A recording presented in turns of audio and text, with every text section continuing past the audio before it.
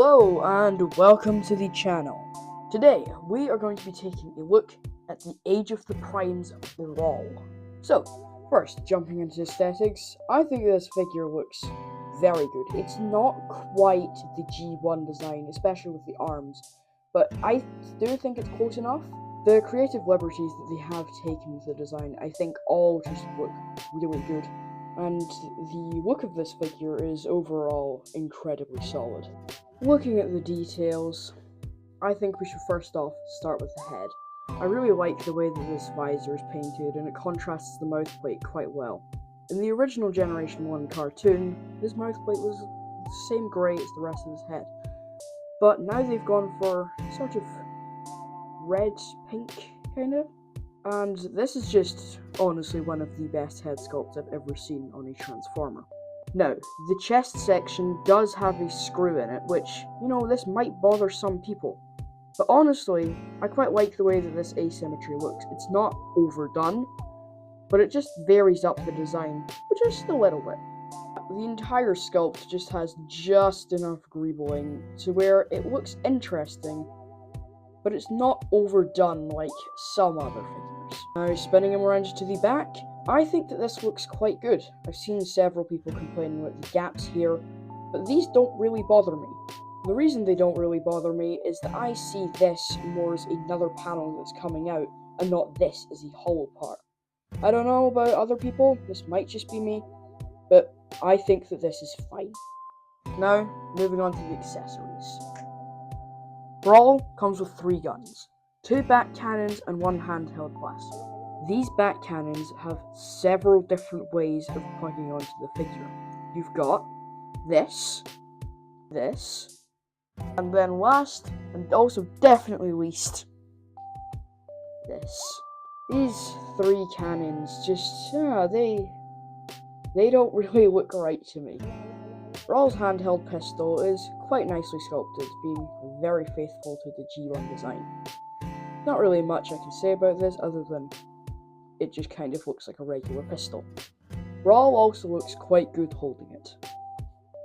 This figure's posing is honestly quite a lot better than I expected.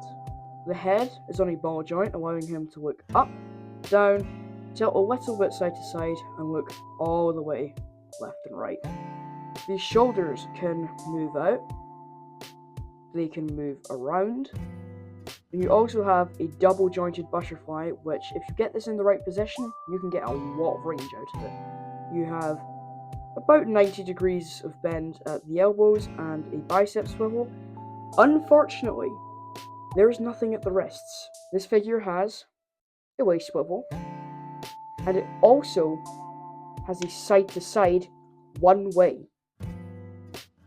This is not the best joint. So this is the combiner ankle pivot, but if you can see in there was a stress mark there. Now, I did the Brawl fix, and it works fine now. On a figure this expensive, that's this size, we really shouldn't have to be doing fixes like this. The legs have some really good motion, kicking forwards that far, backwards that far, and out that far. There's a thigh swivel, 90 degrees at the knee, and the feet can pivot and also go forwards.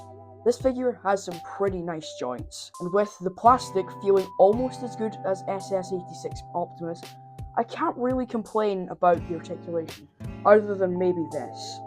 Brawl has got one of the most enjoyable transformations I've honestly ever done.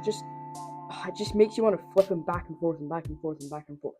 Anyway, enough talking. So, to start out, you're going to want to take these panels and swing them around.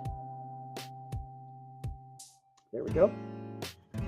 Then, you're going to take this and bring it down like that.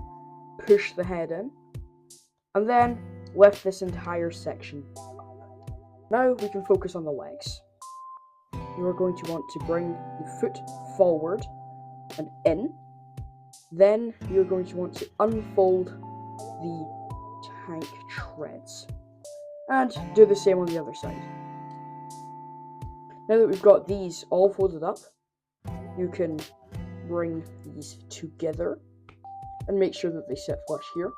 Swivel around the waist, and now we can just kind of peg everything together. You're going to want to close this up and then bring these treads around. Now these have several spots where they peg in, being here and here. Just make sure that you're getting both of the slots in, and it should peg in nice and securely. Do that on the other side. For the arms, you're going to want to bring out this piece, swivel them around, make sure that the elbow is straight, and now you can collapse the arms in. Once these have been collapsed, you can just click that right into place. Repeat that on the other side. And now we have Brawl in his tank mode. I'm gonna be honest, I adore how this looks. It's so close to being perfect. But it does have some unfortunate gaps. So, if you bring this up, there is a gap where the head is. I'm not sure whether you can see that, but there, you can just see the head through there. I'm not sure why this is here, but okay. And then these also have a couple gaps. So this is where the arms peg into the rest of the body. And these are less noticeable, but that doesn't stop them from being there. Other than that, I honestly just have no complaints with this tank mode. You can also plug in the accessories in several different ways on this tank. For the first option, you're just going to want to peg these in, and then take the gun and peg that into there. This is the way I like doing it, because the other way is the 3 barrels, which is this. It looks just as ridiculous as it did in the robot mode. There's also a couple of things that this tank can do. So first of all, the turret can swivel, and it can also move up and down. Then there is pinned wheels at the bottom, allowing him to sort of roll. Overall, I think that this is a pretty solid tank mode, and I really mean that. This feels like a brick. Nothing's gonna come untapped unless you want it to. Wrapping up on my review of Age of the Primes Brawl, honestly, I highly recommend this. This doesn't even get this if you're gonna get Bruticus. This is just all round a really, really good figure. Now, I haven't covered the foot mode, but I am planning to do an entire review on Bruticus for when I get all the other parts. This is the first part I've gotten, so, might take a while. But this is just very, very solid. The biggest issue is that this is a Voyager class figure. If you can get this on sale, I absolutely recommend this. If not, you might be paying just a little bit too much. I do think that he fills out the Voyager price, but just barely. Anyway, thank you for watching until the end, and I'll see you in the next one.